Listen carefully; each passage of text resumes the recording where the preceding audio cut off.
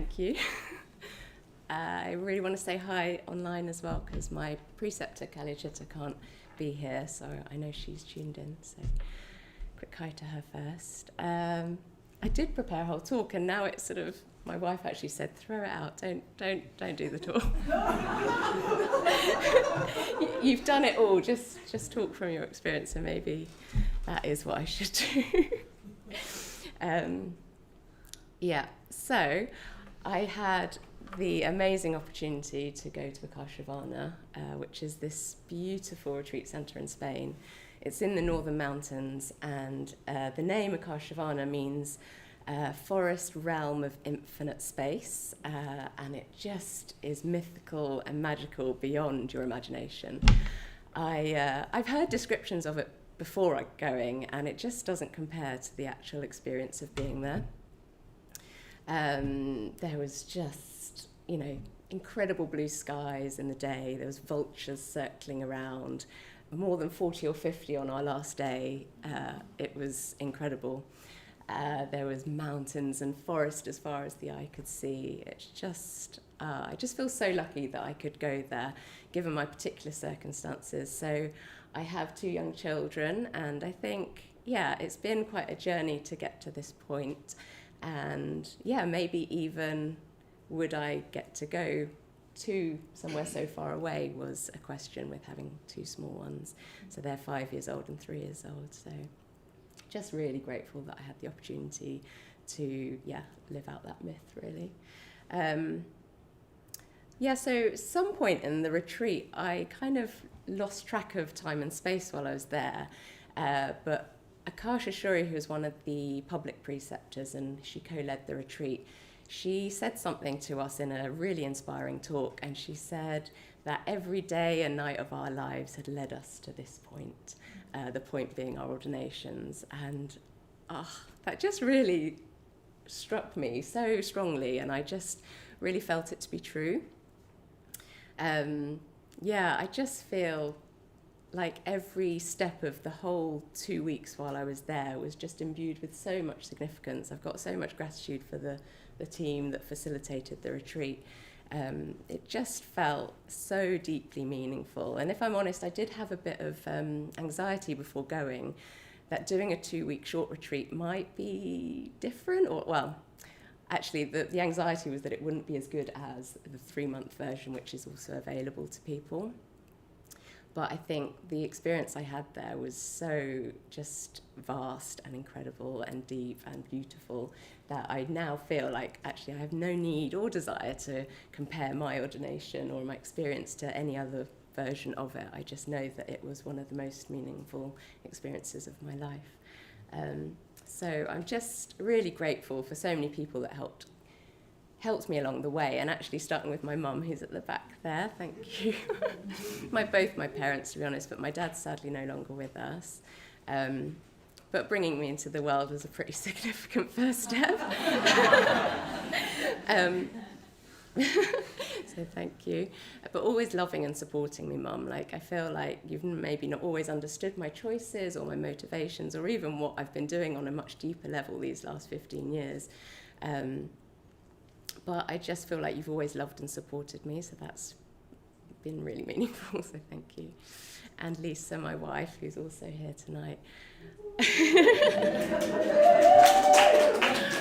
I just, literally without this woman, I would not be here. She has just, through her love and support and dedication to our family, it has enabled me to train for ordination, because I've, in the last few years, gone on several retreats that have been 2 weeks at a time, so she's racked up over 8 weeks of solo parenting, just surviving the mayhem of 2 young kids and a dog in our house. So just so much gratitude for you, really. And I do feel like you really were my original inspiration, Lisa. I moved to Bethnal Green because of you. I didn't have any idea about the London Buddhist Centre. But when we were in our early 20s when we first met, and you were just like nobody I've ever met. You were kind, you were sort of naturally ethical, and a true individual. And I think that really inspired me to want to go on this journey of transformation.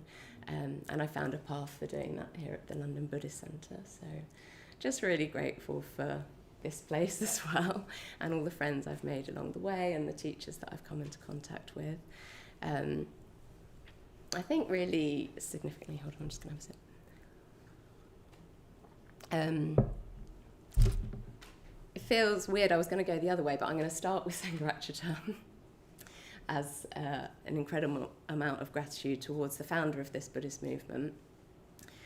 I think in the past I've had like challenges with his personal life, and in some points it's triggered me, but actually I was sat where you guys are sat at the back in the middle of the shrine room a few weeks ago when we were celebrating the 100th anniversary of him, and we were doing a puja dedicated to him, and I just cried the whole way through the puja in gratitude actually of what he created, this movement that he founded, his vision, the Triratna culture, which has shaped who I am. I just really can't believe that was one person who thought of that and created it, basically.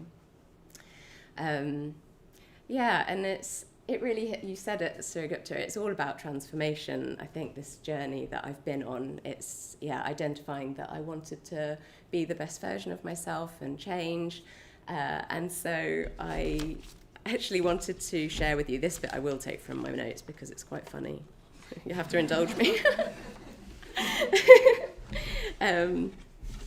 Basically, having 2 young kids, we read lots of kids' books, more than Dharma books these days. So, but if you've had the pleasure of reading to kids, you'll know that kids' books can be really dharmic and have like layers to them that can sort of reveal deeper spiritual sort of meanings. So one book is called Born Bad, and it looks at the theme of transformation. And I just thought there's a bit in it that really sums up what I feel has like been my journey to ordination. Wolf wasn't happy being Wolf. When he looked in the mirror, he looked bad. And when he looked bad, he felt bad. And when he felt bad, he acted bad. I wonder whether I have to be this way, said Wolf. I wonder if a leopard can change his spots. Oh, of course she can't, said Leopard. I was born spotty and you were born bad. And off she stalked. Wolf stared at his reflection glumly. Actually, said a voice from above, it doesn't have to be that way. I often change.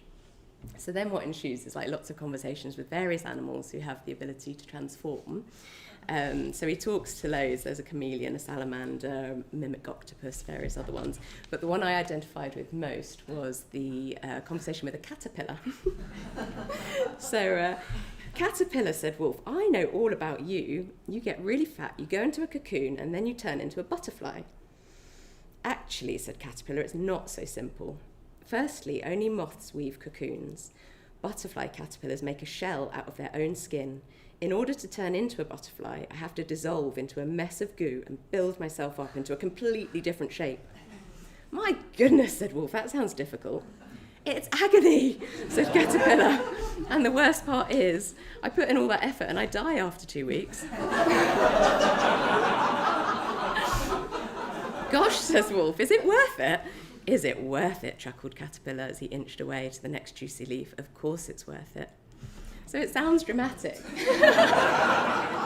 But on an inner level, I really feel like that's kind of what's been going on for me, albeit over a fairly long period of time.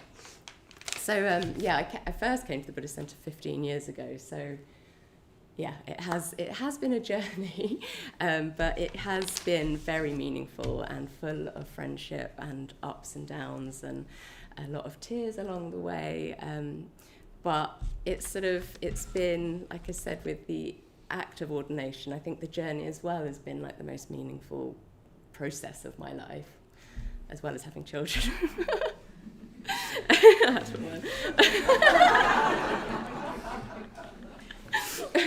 But in a way, I've always seen that me becoming the best version of myself has enabled me to be the best parent and wife that I can be. And so that's why it's been the most meaningful. So I think, like you said, something about transforming, well, maybe you didn't, maybe this was in my talk. I think part of the journey has been a lot of transformation of veils and sort of views about myself.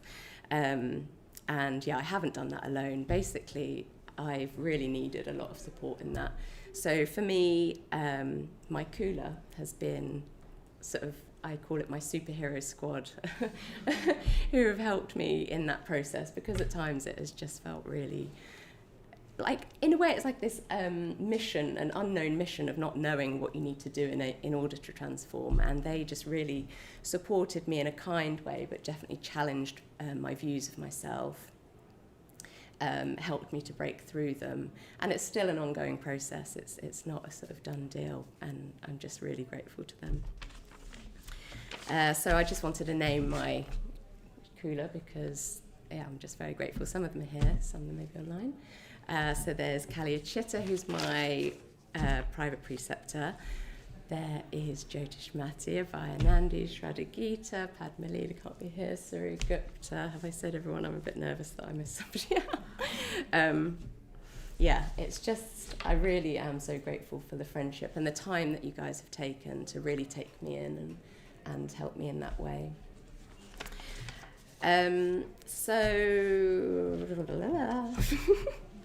Yeah, I guess a big part of my journey, one of the views I wanted to just touch on quickly, because I feel like this is maybe links into my name a bit, is a view that I'm not good enough, and that often manifests in a way in relation to studying the Dharma, funnily enough, that I couldn't understand it like others did. And that was more normally a comparison in an intellectual way. And I think often I just forgot that my original inspiration when I first came here 15 years ago and met the Dharma was one of like a deep innate knowing it to be true. And then somewhere along the way I kind of forgot that inspiration and knowing and just started comparing myself to others. And I think that's been a really incredible process that I've been able to really work with that. So the last 6 years after having children has just completely changed the shape of my practice. You know, it's much less formal. It's not so much on the cushion and on retreat, but it's off the cushion and it's in the mayhem and chaos of family life. But actually my motivation to practice has just gotten stronger and stronger in that context, because I've really needed to really step up. And so I just feel really, just inspired by the teachings, the Buddha's teachings, the Dharma, and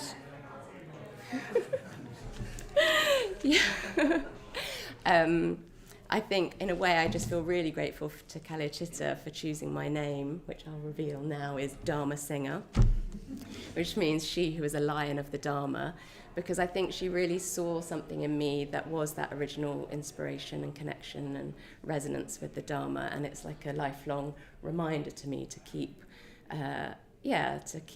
remembering that inspiration and keep chipping away at these veils or the sort of the views I have about myself. And I also want to mention my work team, who are incredible, my friends. I think as well, since I've had children, that's been another main context for me to practice in, because again I've not been able to come here for classes regularly or anything, but working at Lama's Pajamas has just been just a really amazing context. The friendships that I have there, the support, the way we practice together, just thank you guys so much, especially Achla Devi. I did want to shout out to her because she is, we've really travelled this journey all the way together. We've been in Mitra study together, we did GFR together, and we now co-manage the shop together, so really grateful for your friendship. Thank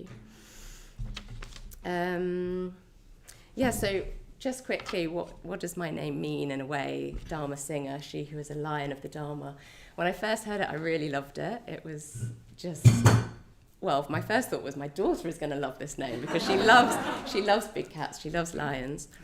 Actually, she prefers sort of leopards, snow leopards, but I thought, no, she's going to love it.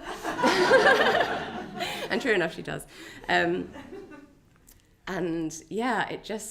It just is such an incredible name. But also there's a certain amount of fear around it. The first few days after my retreat, after my ordination, I was like, I don't know whether to go at people or whether to go It's sort of this idea that it felt a bit scary, the meaning of it and what it could be, like as a teaching, as a path to what I need to sort of try and do as an order member, because I think Kalyachitta's got really high hopes for me. The Dharma is not just the Buddha's teachings, but the truth or reality And I think it's the qualities of a lion, like courage and being a hero, in a way to protect and uphold the Dharma is one way of looking at it. It just feels like such a beautiful and incredibly strong name. I feel really honoured to have been given it. And I just really hope I can live up to that name. I also just wanted to give a final thank you to two other women who, I don't know if they're probably not here, but on the retreat, we really sort of, I don't know, looked at or sort of appreciated the lineage of women in the order, not just the order, but maybe even going all the way back to the Buddha. And I was really reflecting on that quite a lot. I just felt kind of in awe, actually, of women who have dedicated their lives to the Dharma and the movement. And in a way, the journey to ordination, there is a lot of personal transformation and progress, and it's sort of a lot about me. But I think the bigger picture is that we're all trying to practice for the sake of all beings. And the women who have sort of trodden the way before me or us, they've really sort of embodied that process and that path. And it's sort of just amazing, actually, to think that we sort of stand on their shoulders and that, you know, their practice has benefited so many of us, their sort of, their help and guidance. And so Dharma Dinner and Maitreyi are two women who are really senior to this order and have really taken me under their wing in a way.